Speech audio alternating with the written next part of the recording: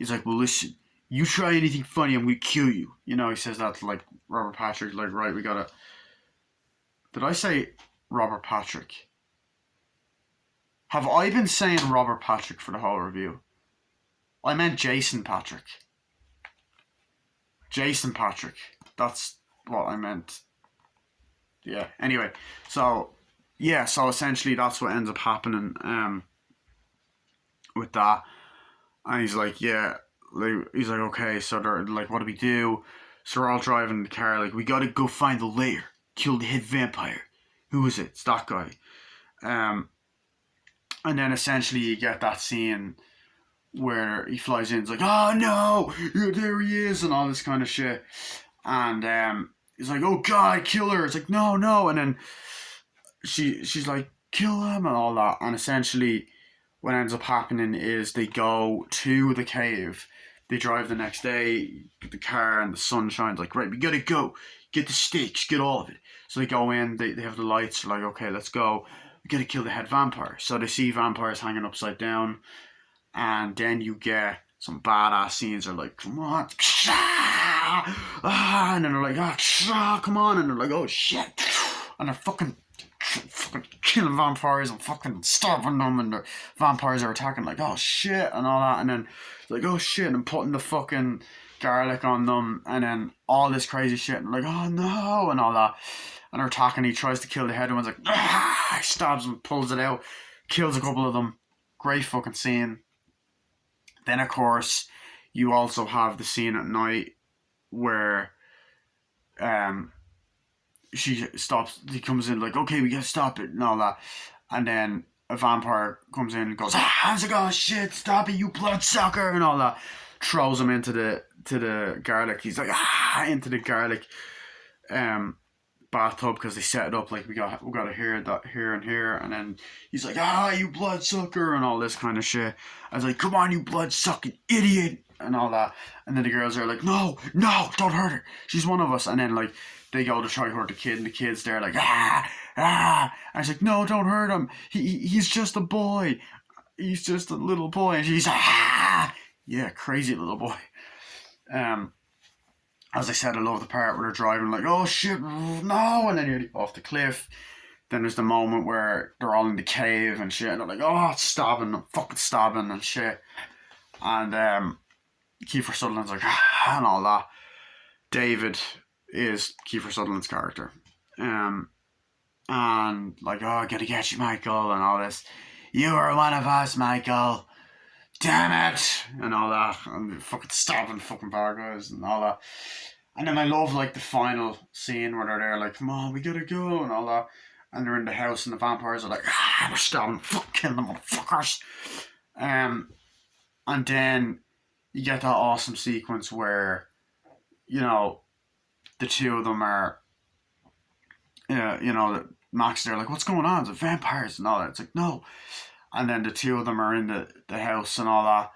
And like, come on, David, what are you doing? It's like, yeah, come on, Michael. And then they start fighting, like, throwing each other around, like. And for fucking 1987, the fucking effects are unbelievable. Fucking throwing each other around. They stop it, stab him. It's like, oh, and they kill all the rest of the vampires. Stab him. And like, what is going on here? It's like, Mom, there's vampires. Oh, please stop it. And then eventually, like, and then Dave was like, what happened here? No, Max is like, what happened here? He's like, I don't know. And then like he's just looking around and goes, I let you guys down. It's like, I thought you guys better than that. It's like, what? It's like, oh, you thought it was that easy, did you? And then like you just get this awesome reveal. It's like, hi, well, you could be with us. Like, what? I'm a vampire. I was like, oh shit, I knew it. And then he just starts fucking attacking, like, oh shit. And all, they fucking start attacking and fighting and nearly kills them. Like, no. Tries to bite them, and it's like, no. And then eventually, as they're fighting and trying to kill, you just hear and the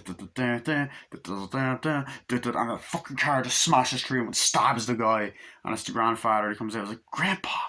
And he's like, one thing I could never stomach about Sandy Carlo, it's all the goddamn vampires. I'm like, yeah. Then you get the music again. And it ends. It's fucking awesome. And then I love the fucking part in the cave where, as I said, they're fucking up the vampires. They have the torch, like, come on, and they're like, trying to burn some of them, like, and the use of practical effects and makeup, blood and kills, like, it's fucking great, and it's original. And then I also love the part where he goes, "Look, Mom, something horrible's going on." Goes to work. "Oh, I don't have time for you, young man." It's like, "Is this about Max?" Like, "No, it's not about Max. I don't care about Max. To hell with Max." Like, "Young man, let me tell you this right now. You gotta go home." It's like, "No, you're gonna get me fired." It's like, "Okay, fine." It's like, "Sorry, I have to deal with him at the moment." And go right home. It's like, okay, so she's giving out to him in person. But yeah, this movie's a timeless classic. Where, like, as I said, it's brilliant makeup effects for the vampires, brilliant acting. Like, Kiefer Sutherland's a great villain. He's honestly, although Max is technically the main villain, Kiefer Sutherland's the main villain for most of it. Great lines like, "Drink some of this, Michael. Be one of us," and all these kind of dark lines like, "Come on, Michael," and the brilliant transitions to, like, snakes to worms, the brilliant music at the 80s moments, like the fucking guitar, the dancing in the bathtub, the more light-hearted comedic moments, the dark gritty moments, the atmosphere and the sets for, like, the cave and the lighting and the the way the layer for the vampires, like the makeup, as I said, the opening scene, the bit with the train tracks, the iconic moments, lines, dialogue, music, the humor, the dark moments, the great characters, brilliant emotion, likable characters. Like, I like Jason Patric and um, Corey Haim's chemistry as brothers, and the development that this character goes through as not only a teenager, but it's relatable as a vampire. Not that vampires exist, but, like, that kind of the shit that he goes through. I like the relationship with the mother, and that they're sweet. Like, they're both sweet characters that care about their mother. Like, Corey Haim learns his lesson. I thought the brothers had great chemistry, and they had great chemistry with Corey Haim. Corey Feldman done a great job in that role. The two of them were funny. You got great light-hearted moments. Brilliant use of location and atmosphere. The beach and the fucking beach at night and the carnival and the comic book store, the video store, all that. And all that kind of shit. Great villains, great cast. Alex Winter, they all used great, brilliantly written, brilliant acting, brilliant fucking music. Like the soundtrack, the original music, like the dun and dun, dun, dun, and then the cover of People Are Strange, and of course the "Cry Little Sister, do down share." But for most of the movie, it's dun dun dun dun. "Thou shalt not fall." And then, of course, the "Cry Little Sister." That the whole "last fire will rise." That's during the sex scene. So yeah, brilliant cinematography. I love the look of the movie. Hasn't aged a day. Brilliant print of this Blu-ray. Lovely Blu-ray set as well. I've seen this movie like a million times. Um, so yeah, I give the movie a 10 out of 10. I think it's flawless. Honestly, here's the front, spine, the back.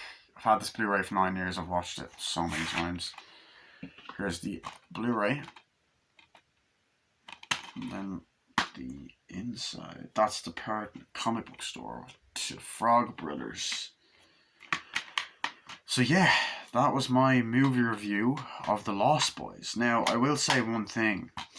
There is actually 2 sequels to this film. The Lost Boys 2 and 3. Now, I can't remember what they're both called. I've not seen either of them. I will not be reviewing them for a very long time. I'll watch them eventually. I'll review them eventually, but I'm not interested in watching them. I know Corey Haim and Corey Feldman both have an appearance in the sequel. Does Jason Patric have an appearance in the sequel? And I know that the Frog Brothers are in number 3, but they're direct to DVD and I don't really care. And I know the movie's getting a remake as well with Jaden Martell and Jacob Tremp. No, Jaden Martell and someone else. Is it Jaden Martell or is it Finn Wolfhard? I'm trying to remember. It's Jaden Martell from the It movie. Or no, is it Jack Dylan? No, hold on. Yeah, it's Jaden Martell is in it. Is in the new one, and then something else. But yeah, there's meant to be a TV series as well. But this movie's a timeless classic. Rest in peace, Joel Schumacher. I've reviewed Fallen Down. I've reviewed Lost Boys. I've reviewed Batman Forever and Batman and Robin. But yeah, that's my movie review of Lost Boys. The only other Joel Schumacher movie I have that I have to review is The Phone Booth, which I love as well. That's for another day. Mainly focused on horror reviews. So that was my movie review of The Lost Boys. I will see you guys later. Bye.